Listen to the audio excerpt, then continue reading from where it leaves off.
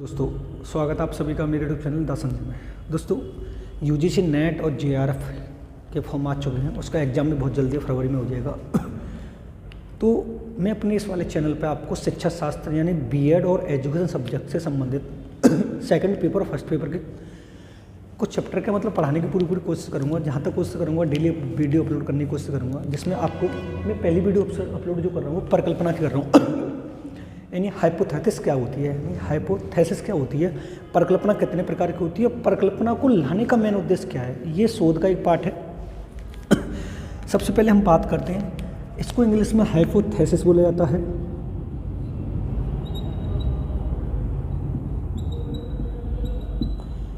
जिसकी दो शब्दों से मिलकर बना है दोस्तों, ये एक मिला है हाइपो और एक बना है थेसिस। यानी परिकल्पना को इंग्लिश में हाइपोथेसिस बोला जाता है और हाइपोथेसिस दो शब्दों से मिलकर बना है, हाइपो प्लस थेसिस। इसका शाब्दिक अर्थ होता है जिसकी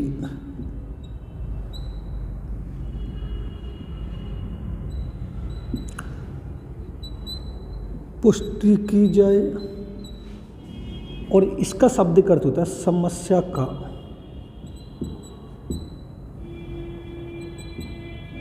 संभावित कथन।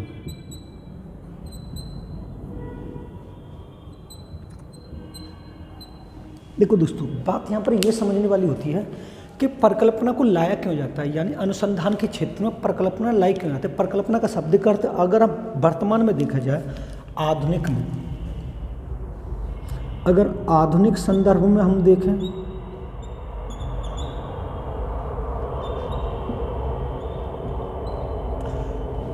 तो किसी समस्या का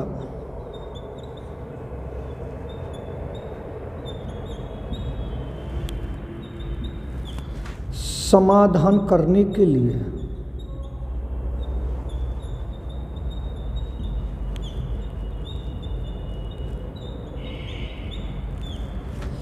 अनुमान लगाना,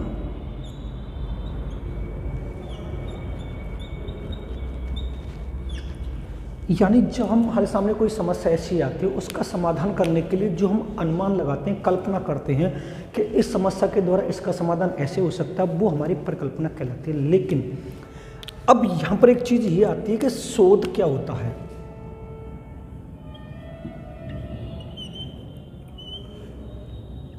जो शोध होता है दोस्तों, उसमें इसके जो चरण होते हैं, जो चरण होते हैं, उन चरणों को हम देखेंगे तो उसमें सबसे पहला जो चरण आ रहा है दोस्तों, वो आ रहा है समस्या का चयन।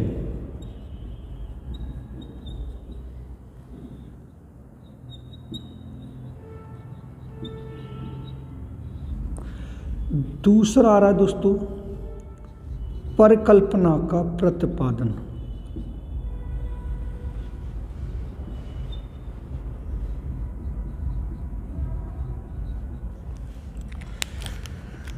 दूसरा जो दोस्त तीसरा आ रहा है शोध की रूपरेखा।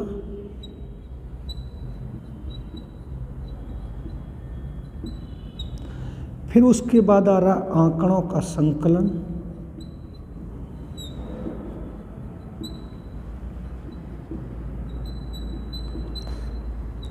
फिर उसके बाद दोस्तों आ रहा है आंकड़ों का विश्लेषण।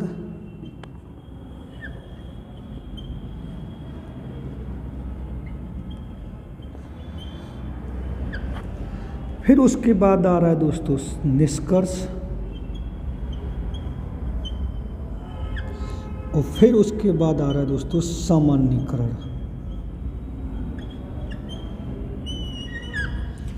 यानी कोई भी किसी क्षेत्र में हम शोध कार्य करेंगे तो इन पहलुओं को ध्यान में रखेंगे। अगर हमें शोध करना है, यानी एक शोधकर्ता जब शोध करता है तो इन चरणों को ध्यान में रखता है। सबसे पहले समस्या का चयन करता है, परिकल्पना का प्रतिपादन, शोध की रूपरेखा, आंकड़ों का संकलन, आंकड़ों का विश्लेषण, निष्कर्ष और समन्वय। इस वाली वीडियो हम परिकल्पना पढ़ रहे हैं, और परिकल्पना कितने प्रकार की होती है उसको पढ़ेंगे, और शून्य परिकल्पना को पढ़ेंगे और विकल्प परिकल्पना को पढ़ेंगे। मैंने आपको बताया कि परिकल्पना को हाइपोथेसिस बोला जाता है, जिसकी उत्पत्ति दो शब्दों से हुई है, हाइपो और थेसिस। हाइपो का होता है जिसकी पुष्टि की जाए, हाइपोथेसिस समस्या का समाधान, जो समस्या का संभावित समाधान होगा। अगर वर्तमान में देखा जाए तो इसका शाब्दिक अर्थ होता है किसी समस्या का समाधान करने के लिए अनुमान लगाना या पूर्व चिंतन करना। अनुमान लगाना या फिर ऐसे लिख लेना पूर्व चिंतन करना, पूर्व चिंतन करना, ये होता है। अब उसके बाद हम यहाँ पर ये देखते हैं, नोट डाल के अगर देखा जाए तो नोट डाल के यहाँ पर या डेफिनेशन पढ़ लेते हैं पहले से, उसके बाद हम आगे चलते हैं। अब डेफिनेशन में सबसे पहले दोस्तों हम पढ़ेंगे टाउनसेंड की। किसकी पढ़ेंगे? टाउनसेंड।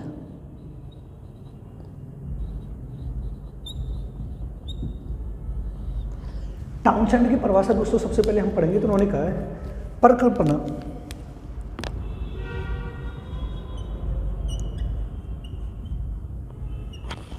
किसी समस्या का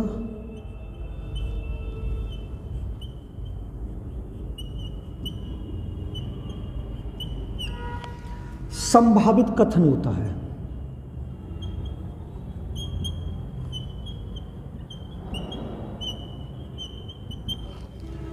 यानी टाउनसेंड ने कहा है कि परिकल्पना किसी समस्या का संभावित कथन होता है। फिर उसके बाद दोस्तों हम पढ़ेंगे करलिंगर की।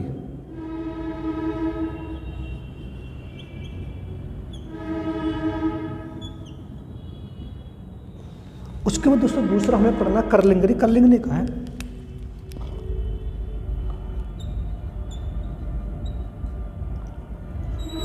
परिकल्पना दो चरों के बीच संबंध स्थापित करने का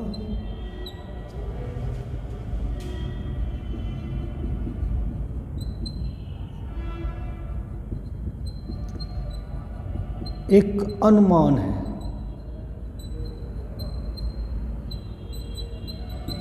देखो, हमें एक चीज और ध्यान रखनी दोस्तों, जब भी हम परिकल्पना की बात करेंगे तो जब हमारे सामने कोई ऐसी समस्या आती है ना, उस समस्या को समाधान करने के लिए जितने वो आइडिया लगाते हैं वो हमारी परिकल्पना कहलाती है। परिकल्पना हमेशा हम शून्य परिकल्पना बनाते हैं, जो मैं अभी आगे पढ़ाऊंगा। अभी आपको इतना समझ लेना है, एक तो यहाँ से 100% क्वेश्चन मिलेगा सी, उसमें नेट की हर शिफ्ट में क्वेश्चन पूछा जाता है। नेट का कोई सा भी पेपर हो, आप फर्स्ट पेपर में जो रिसर्च वाला पार्ट है वो सबके लिए कॉमन होता है, तो उसमें ये वाला तो एक चरण पूछेगा। निम्नलिखित में से एक शोध कार्य करते समय सही चरण का करिए। तो सबसे पहले समस्या का चयन है, समस्या की पहचान है, समस्या का क्षेत्र की पहचान, परिकल्पना का प्रतिपादन करना, शोध की रूपरेखा, आंकड़ों का संकलन, आंकड़ों का विश्लेषण, निष्कर्ष और सामान्यीकरण। आंकड़े डाटा कलेक्ट करते हैं और डाटा कलेक्ट करने के लिए पहले हमें परिकल्पना बनानी पड़ती है कि मान लिया हमने अनुमान लगाया कि भाई इस समस्या का समाधान इस तरीके से हो सकता है। जो हम अनुमान लगा रहे हैं, जो समाधान कर रहे हैं, इसको हमने क्या नाम दिया? परिकल्पना नाम दिया। लेकिन उससे संबंधित फिर हम डाटा कलेक्ट करेंगे, फिर उनका एनालिसिस करेंगे, फिर जो कुछ भी होगा। ये मैंने आपको बता दिया पूर्व चिंतन नहीं होता। लेकिन मेन बात यहाँ पर दोस्तों ये आती है कि परिकल्पना होनी कैसी चाहिए, परिकल्पना की विशेषताएं कौन सी होनी चाहिए। तो इधर हम पढ़ेंगे दोस्तों परिकल्पना की विशेषताएं।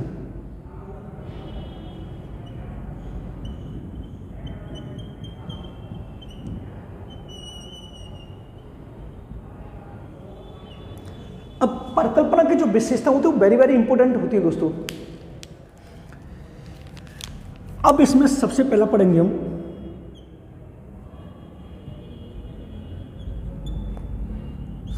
समस्या का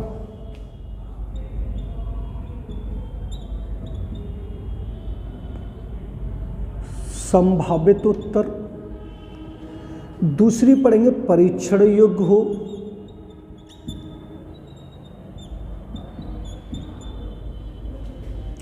परीक्षण योग्य होनी चाहिए,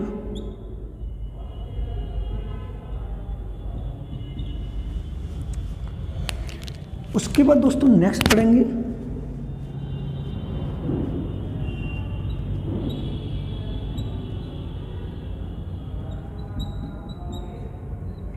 समाधान योग्य होनी चाहिए,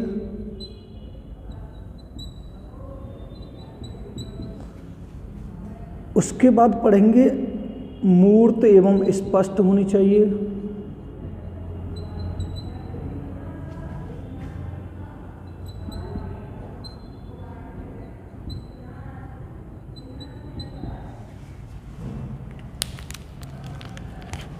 उसके बाद शोध के लिए प्रासंगिक होनी चाहिए।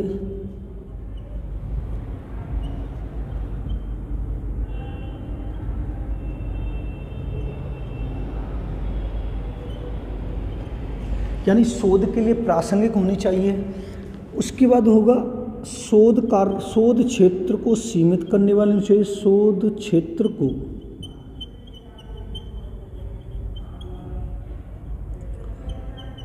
सीमित करने वाली हो, यानी शोध कार्य को सीमित करने वाली हो। फिर उसके बाद हो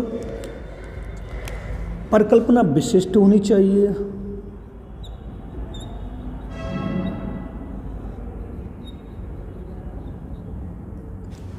परिकल्पना विशिष्ट होनी चाहिए।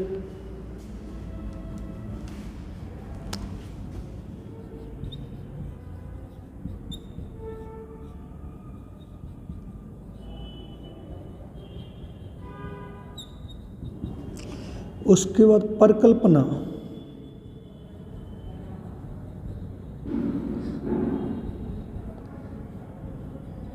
मार्गदर्शन करने वाली होनी चाहिए।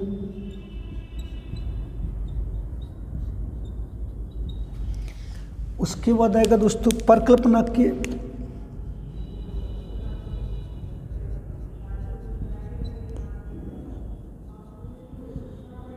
विभिन्न समाधान होने चाहिए।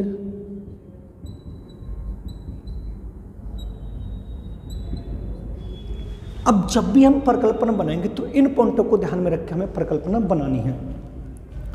और एक लास्ट में और देखते हैं हम परिकल्पना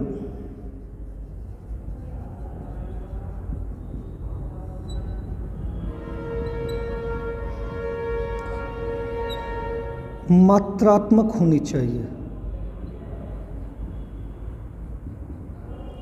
अब समझेंगे, यानी जब भी हम परिकल्पना की बात करेंगे तो मैंने इतना लिखा है, देखो परिकल्पना हाइपोथेसिस बोला है, दो शब्दों से मिलकर जिसकी पुष्टि की जाए और जिसका संभावित कथन हो।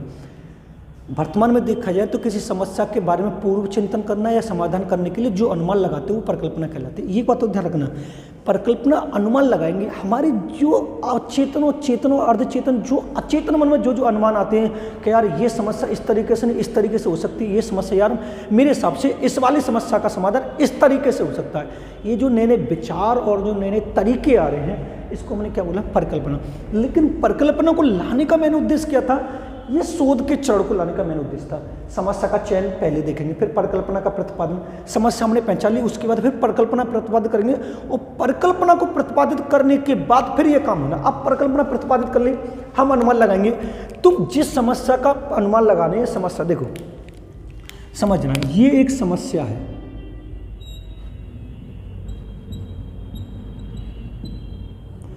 अब इसका समाधान करने के लिए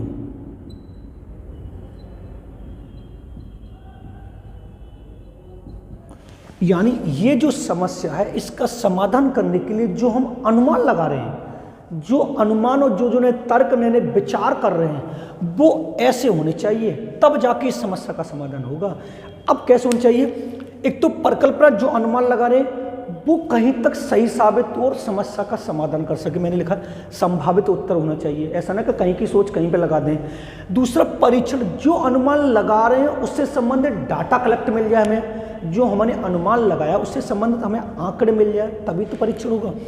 दूसरा ऐसी परिकल्पना लेनी चाहिए जो समाधान योग्य होनी चाहिए, यानी समाधान हो सके मूर्त और स्पष्ट। अब जो हमने अपने दिमाग में विचार लेके आए, एक तो विचार वो दिखाई दें और स्पष्ट हों, एकदम ऐसे ना हो कि समझ में नहीं आ रहा कि कौन से विचार के द्वारा इस समस्या का समाधान होगा, जो अनुमान लगाएं। शोध के लिए प्रासंगिक हो, हमने जो अनुमान लगाया है वो उस समस्या का समाधान करके शोध में सहायक हो, वो प्रासंगिक कहलाता। दूसरा शोध क्षेत्र को सीमित, जो अनुमान लगा रहे हैं उसके द्वारा क्षेत्र जो शोध का है वो कम होता चला जाए। ऐसा ना को शोध परिकल्पना का छुआ लगा तो शोध ही बढ़ते जा रहा, समस्या बढ़ती जा रही। उसके बाद परिकल्पना विशिष्ट होनी चाहिए, यानी विशिष्ट, ऐसा नहीं सामान्य का मतलब होता है हर कोई प्रयोग कर ले, विशिष्ट होनी चाहिए। जिस क्षेत्र में जिस समस्या का समाधान करने के लिए जिस परिकल्पना को लाया जा रहा है उस परिकल्पना का समाधान विशिष्ट होनी चाहिए। दूसरा, मार्गदर्शन करने वाले व्यक्ति को अनुमान लगाएंगे तभी तो हम किसी व्यक्ति को गाइडेंस कर सकते हैं। दूसरा, परिकल्पना विभिन्न समाधानों, अब ऐसा नहीं कि एक परिकल्पना एक ही जगह में प्रयोग करिए, नहीं, एक परिकल्पना को हम 100 से ज़्यादा जगह विभिन्न जगहों पर प्रयोग कर सकते हैं, क्योंकि जब शोधकर्ता बनाएगा तो सबसे पहले एक शून्य परिकल्पना को बनाएगा। और परिकल्पना दो प्रकार की होती है, शून्य और विकल्प, अभी आगे पढ़ेंगे। और परिकल्पना मात्रात्मक होनी चाहिए, यानी जिसका हम मापन कर सकें, गुणात्मक का कभी मापन नहीं किया जा सकता। ऐसी परिकल्पना जिसका हम मापन कर सके वैसी परिकल्पना लेनी चाहिए। अब वो ये पूछ सकता है कि निम्नलिखित में से एक शोध कार्य करते समय एक अच्छी परिकल्पना का निम्न में से कौन सा गुण नहीं है, तो यहाँ से 3 लेगा और एक अपोजिट लेगा। और एक बात तो ध्यान रखना, परिकल्पना कभी भी ऐसी नहीं लेनी चाहिए जिससे समस्या का समाधान ना हो सके। परिकल्पना हमें ऐसी लेनी है जिसके द्वारा समस्या का समाधान हो सके, और समस्या के से संबंधित ही परिकल्पना होनी चाहिए। अगर समस्या से हटकर परिकल्पना लेंगे तो उसका समाधान नहीं होगा। ये आपने नोट कर लिया। अब आगे चलते हैं। अब उसके बाद दोस्तों आता है नेक्स्ट,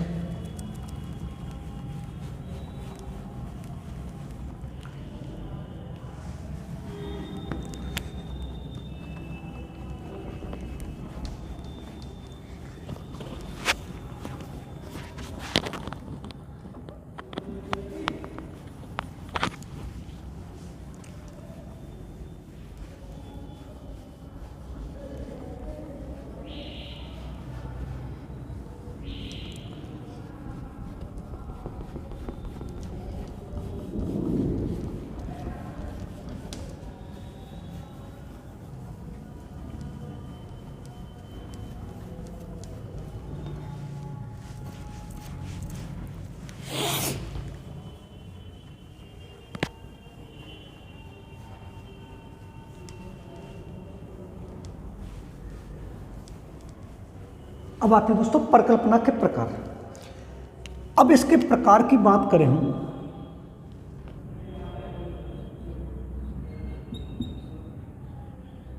तो इसके प्रकार 2 हैं।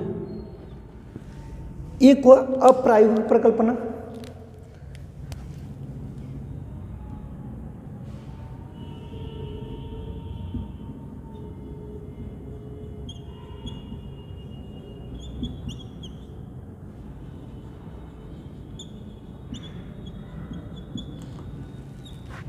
अब इसके अंतर्गत दोस्तों 3 आती हैं। इसमें पहली आएगी साधारण परिकल्पना,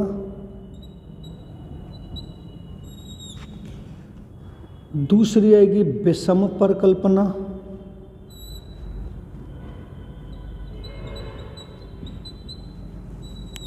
और तीसरी आएगी दोस्तों विशिष्ट परिकल्पना।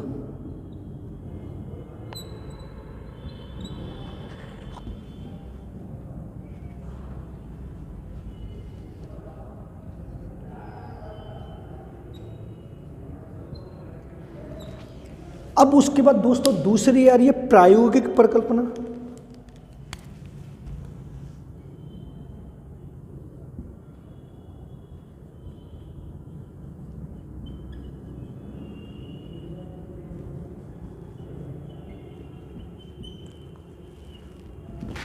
इसके अंतर्गत भी दोस्तों 3 आएंगी। पहली आएगी अस्तित्व परक परिकल्पना,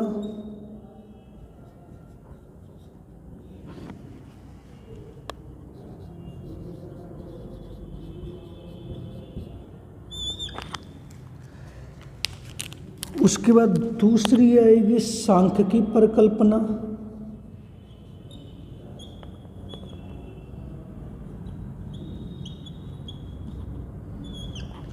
और तीसरी आएगी दोस्तों शून्य परिकल्पना।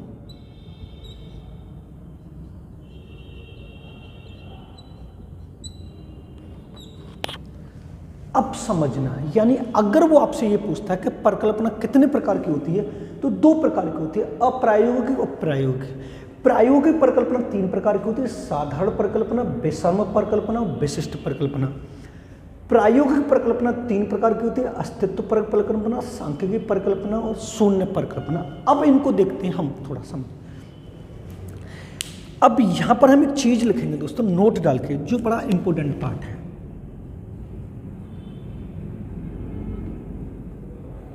देखो ये जो मैं लिख रहा हूं वो 100% इंपॉर्टेंट है, समझना। मैं लिख क्या रहा हूं, देखो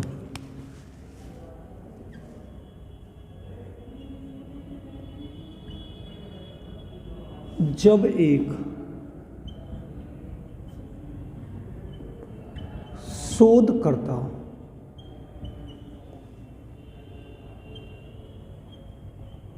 शून्य परिकल्पना को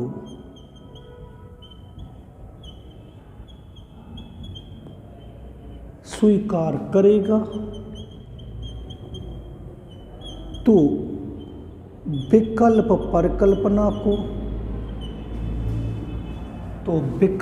परिकल्पना को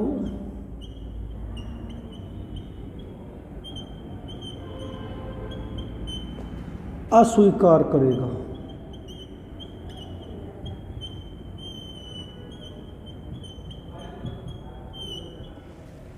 दूसरा पॉइंट देखेंगे दोस्तों,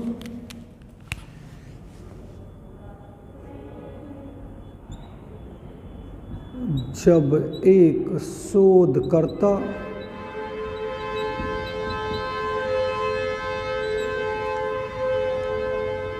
शून्य परिकल्पना को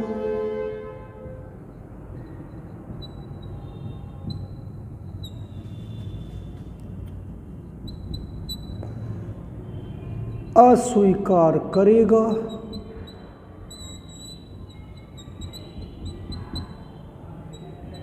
तो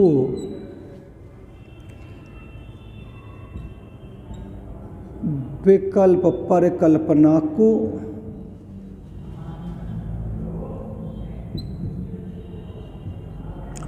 स्वीकार करेगा। समझना, और ये बड़ा इंपॉर्टेंट पार्ट है। मैंने आपको बताया है कि जब भी शोध कार्य होगा, वैसे तो परिकल्पना 2 प्रकार की होती है, अप्रायोगिक और प्रायोगिक। सबसे ज़्यादा हम शून्य परिकल्पना से क्वेश्चन बनेगा। शून्य परिकल्पना किससे कहते हैं, इसको मैं भी आगे पढ़ाऊंगा। अगर ये पूछिए प्रायोगिक परिकल्पना कौन कौन सी है, तो साधारण परिकल्पना, विषम परिकल्पना, विशिष्ट परिकल्पना। प्रायोगिक परिकल्पना कौन कौन है, अस्तित्व परक, सांख्यिकी और शून्य परिकल्पना। अब यहाँ पर एक क्वेश्चन ये आएगा कि निम्नलिखित में से सही कथन की पहचान कीजिए। देखो समझना, मान लेते हैं ये एक व्यक्ति है, ये कौन है, एक व्यक्ति है, और इसके सामने ये एक समस्या है, और इस जब उस समस्या का समाधान करेगा तो परिकल्पना का प्रतिपादन करेगा। समझना, ये एक व्यक्ति है, इसके सामने ये समस्या है, जब इसका समाधान करेगा तो परिकल्पना का प्रतिपादन करेगा, और जब वो परिकल्पना का प्रतिपादन करता है तो वो शून्य परिकल्पना को बनाता है। किसको बनाता है, शून्य परिकल्पना को बनाएगा। अब मान लेते हैं जब वो शून्य परिकल्पना को बना रहा है तो ये शून्य परिकल्पना इस समस्या का समाधान कर भी सकती है और नहीं भी, जो मैं भी पढ़ूंगा। यानी मान लीजिए ये एक मैंने अनुमान लगाया कि मिड डे मील का प्राथमिक शिक्षा पर असर कैसा पड़ा। अब मैंने एक अनुमान ये लगाया कि मिड डे मील है, बच्चों को डेली टाइम से नहीं मिल पा रहा है। एक तो ये कल्पना कर ली, कल्पना ये जो मैंने की है ना, यही तो परिकल्पना है। अब जो मैंने ये बनाई है, ये कैसी बनाई है, शून्य परिकल्पना है। अगर शून्य परिकल्पना एक ये होती है और दूसरी दोस्तों होती है विकल्प परिकल्पना। समझना, अगर जो शून्य परिकल्पना एक शोधकर्ता ने किसी समस्या का समाधान करने के लिए बनाई है, अगर वो सही साबित हो जाएगी तो उसको वो स्वीकार कर लेगा, और स्वीकार कर लेगा तो वो किसका रूप ले लेगी, विकल्प परिकल्पना का। जब एक शोधकर्ता शून्य परिकल्पना को स्वीकार करेगा तो विकल्प परिकल्पना को अस्वीकार करेगा। मान लेते हैं अगर ये शून्य परिकल्पना के द्वारा इस समस्या का समाधान हो रहा है तो शून्य परिकल्पना को अस्वीकार करेंगे, विकल्प परिकल्पना को अस्वीकार कर लेगा। अब अगर इस शून्य परिकल्पना से इसका समाधान नहीं हो रहा है तो वो शून्य परिकल्पना रहेगी। यानी जब हम किसी समस्या का समाधान करते हैं और वो समस्या का समाधान करने के लिए शून्य परिकल्पना का निर्माण किया गया और वो समाधान हो जाए तो शून्य परिकल्पना हट जाती है और वो किसका रूप ले लेती है? विकल्प, क्योंकि भाई सही साबित हुई है। अगर वो उसका समाधान नहीं करती है तो कौन सी रहती है? शून्य परिकल्पना। अब दोबारा समझें, जब वो शून्य परिकल्पना को स्वीकार करेगा तो विकल्प परिकल्पना को क्या करेगा? अस्वीकार करेगा। दोबारा समझें, मैं इधर बताता हूं, थोड़ा समझेंगे। यहां पर ये शून्य परिकल्पना है और ये विकल्प परिकल्पना है। समझना, क्वेश्चन मिलेगा। अगर वो शून्य परिकल्पना को यहां पर स्वीकार कर रहा है तो इसको क्या करेगा? अस्वीकार करेगा। शून्य परिकल्पना को स्वीकार करेगा तो विकल्प परिकल्पना को अस्वीकार करेगा, और जब इसको स्वीकार करेगा तो फिर इसको अस्वीकार करेगा। बस आपको इतना ध्यान रखना, अगर ये सही है तो ये गलत होगी, अगर ये गलत सही है तो फिर ये गलत होगी। शून्य परिकल्पना को स्वीकार करता है तो विकल्प परिकल्पना को अस्वीकार करेगा, और विकल्प परिकल्पना को स्वीकार करता है तो शून्य परिकल्पना को स्वीकार करेगा, अस्वीकार करेगा।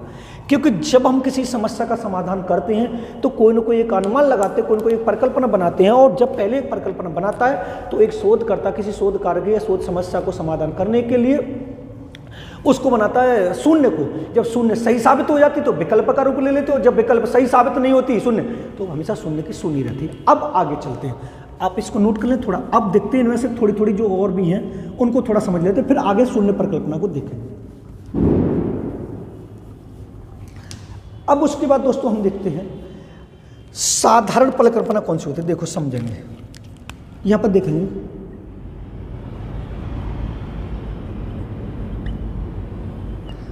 साधारण परिकल्पना का प्रयोग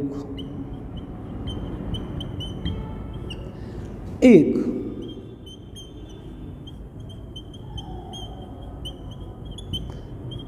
साधारण या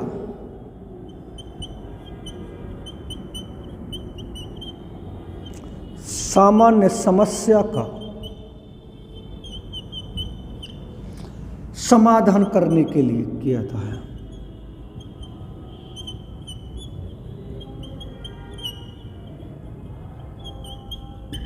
समाधान करने के लिए, यानी साधारण परिकल्पना जो होती है वो सामान्य रूप से जो नॉर्मल समस्या होती है एट ए टाइम जीवन दैनिक मिलती हैं उनके लिए करता है। उसके बाद हम पढ़ते हैं विषम परिकल्पना का प्रयोग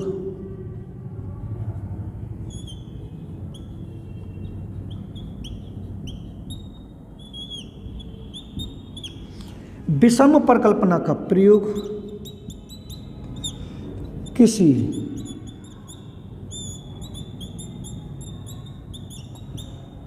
समस्या का गहन अध्ययन करने के लिए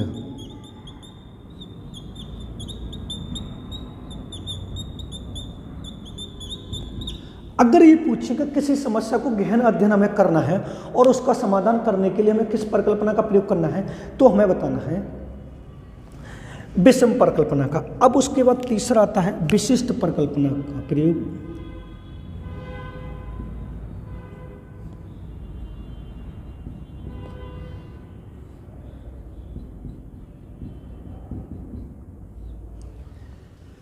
प्रकार्यात्मक किसी समस्या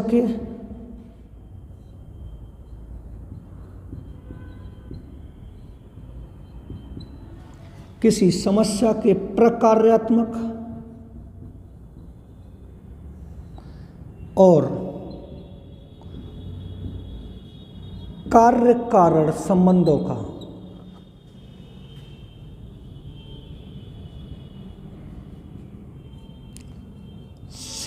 का अध्ययन करने के लिए समस्या के कार्य कारण मीन्स होता प्रकारात्मक, होता फंक्शनल, इसको बोलते हैं फंक्शनल, और इसको बोलते हैं कॉज ऑफ इफेक्ट।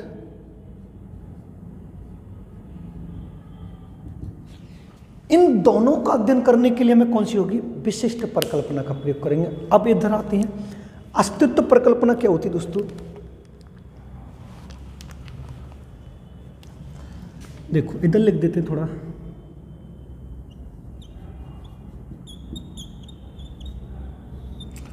अस्तित्व परिकल्पना का संबंध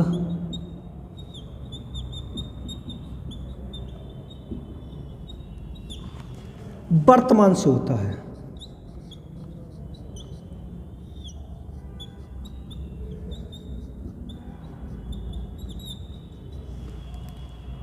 इसमें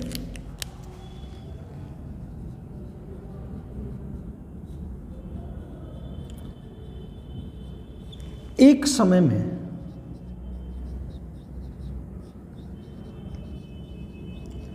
एक व्यक्ति या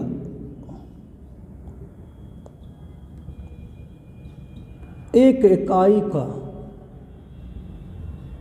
अध्ययन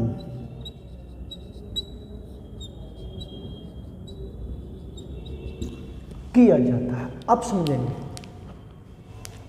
देखो परिकल्पना कितने प्रकार की होती है, मैंने आपको बताया 2 प्रकार की होती है, अप्रायोगिक और प्रायोगिक परिकल्पना। अप्रायोगिक परिकल्पना 3 प्रकार की बताई मैंने, साधारण, विषम और विशिष्ट।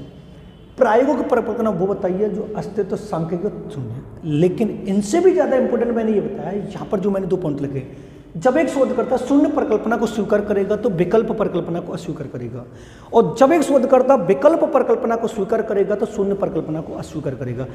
जब शून्य को एक्सेप्ट करेंगे तो विकल्प को रिजेक्ट करेंगे, जब विकल्प को एक्सेप्ट करेंगे तो शून्य को रिजेक्ट करेंगे। ये हमें ध्यान ही रखना है, दोनों कथन देखने। अब उसके बाद वो ये पूछता है कि साधारण परिकल्पना का प्रयोग किसके लिए, तो नॉर्मल जो समस्या होती है उसका समाधान करने के लिए या उसका अध्ययन करने के लिए हमें साधारण परिकल्पना का प्रयोग करते हैं। दैनिक जीवन में आती है कि बल्ब खो गया या कहीं पर पेन नहीं मिल रहा या लाइट नहीं आ रही, जो कुछ भी नॉर्मल जो परंपरा समस्या होती हैं जो दैनिक जीवन में होती है, वो किसी सामान्य साधारण समस्या का समाधान करने के लिए साधारण परिकल्पना का प्रयोग कर लेते हैं, वो आप नॉर्मल हो जाएगा, उसको समझ में आ जाएगा। लेकिन सबसे ज़्यादा वो पूछेगा दोस्तों इसको 1 और 2 समझना। अगर विषम परिकल्पना की बात करें दोस्तों तो हमें एक चीज देखनी है, किसी समस्या का गहन अध्ययन करने के लिए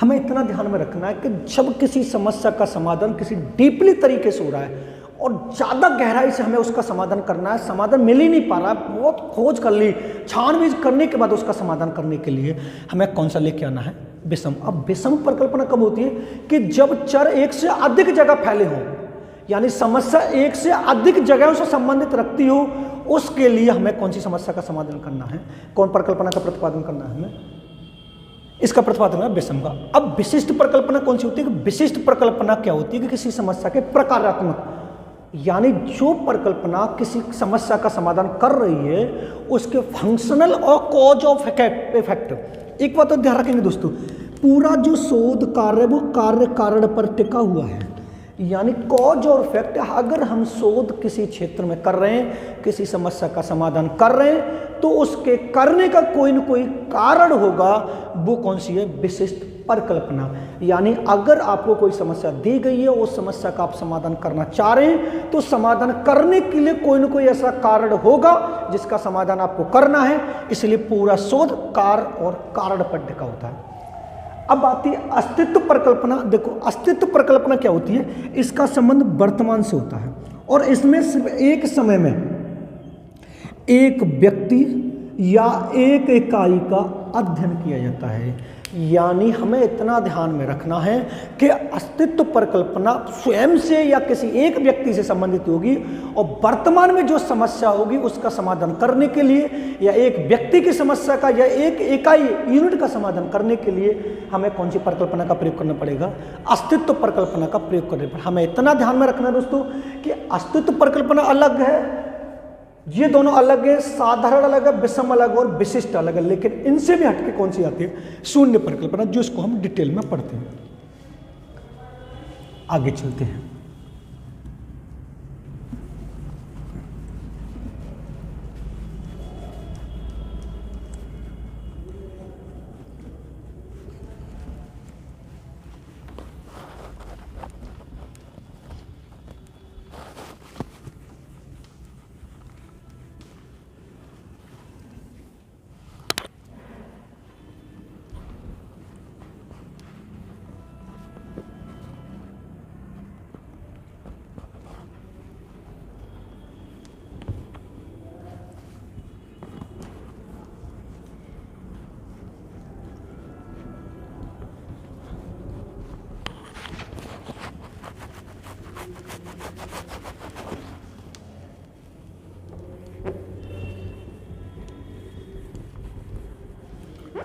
अब चलते दोस्तों शून्य परिकल्पना की तरफ।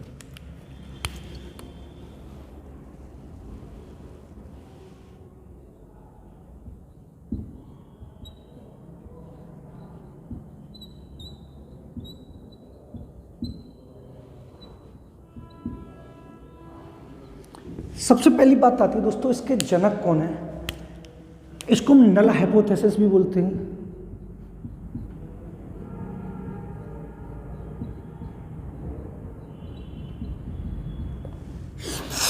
ठीक है, देखो अब एक बात हम करते हैं, इसके जनक कौन है। या जो नल शब्द है वो लैटिन भाषा के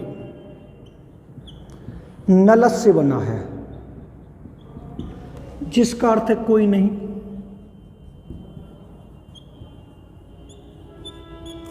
जिसका अर्थ क्या है, कोई नहीं, नल शब्द है जो होता है। अब उसके बाद हम बात करते हैं दोस्तों, अगर इसके चिन्ह की बात करें हम तो H0 से इसे टारगेट करते हैं। अगर दोस्तों हम इसके फादर की बात करें तो इसके जो जनक हैं दोस्तों वो है सर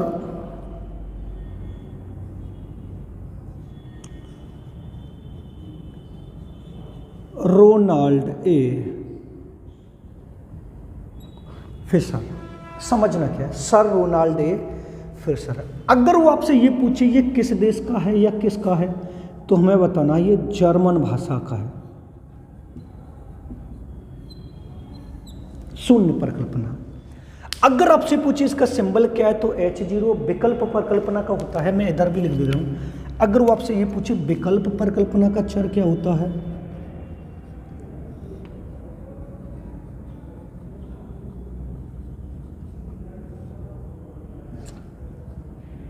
इसको H1 से टारगेट करते हैं। अब शून्य परिकल्पना होती क्या है दोस्तों, वो समझते हैं। देखो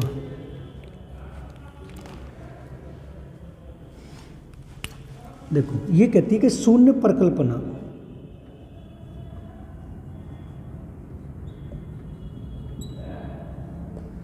यह बताती है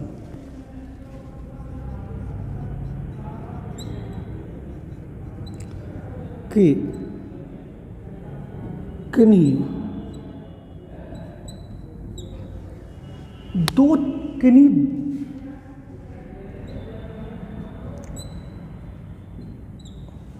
दो चरों में, किन्हीं दो चरों या समष्टि के मध्यमानों में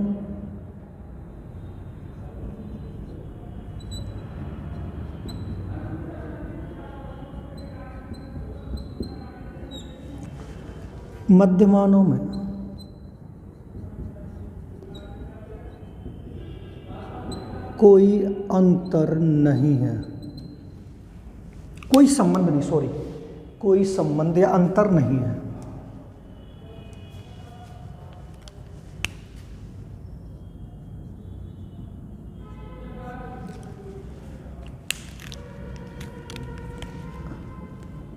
अगर संबंध है तो वह, अगर संबंध है, शून्य परिकल्पना यह बताती है कि समष्टि के दो मध्यमानों में कोई संबंध नहीं, अंतर ही आएगा दोस्तों, यहां पर अंतर ही आएगा, कोई अंतर नहीं है। अगर अंतर है तो वह संयोगजन्य है।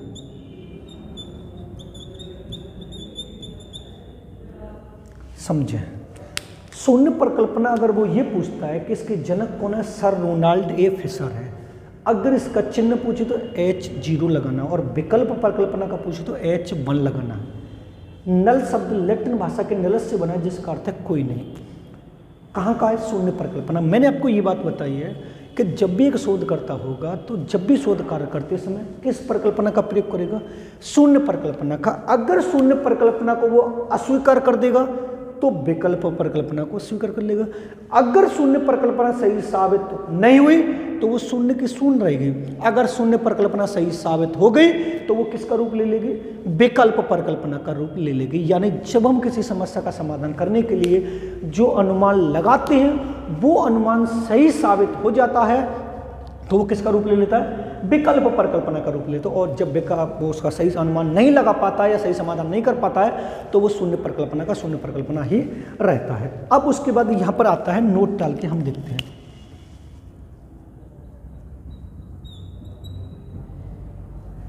देखो, शून्य परिकल्पना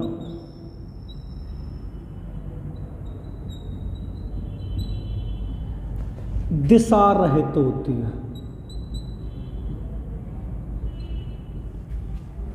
दिशा रहित होती है। इससे संबंधित परीक्षण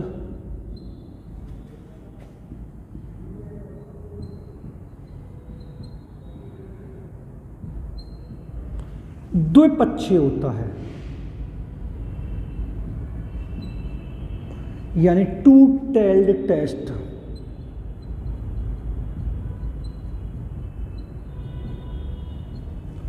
होता है। एक और देखेंगे दोस्तों, वो ये कह रहा है शून्य परिकल्पना के द्वारा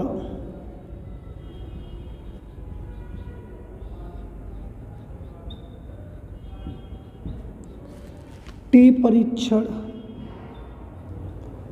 और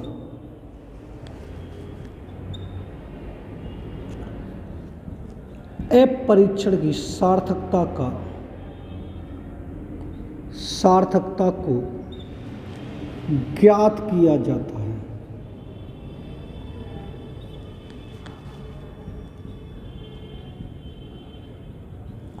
ज्ञात किया जाता है। अब शून्य परिकल्पना जो होती है दोस्तों वो होती कौन सी, अभी बताते, एक और लिख लें।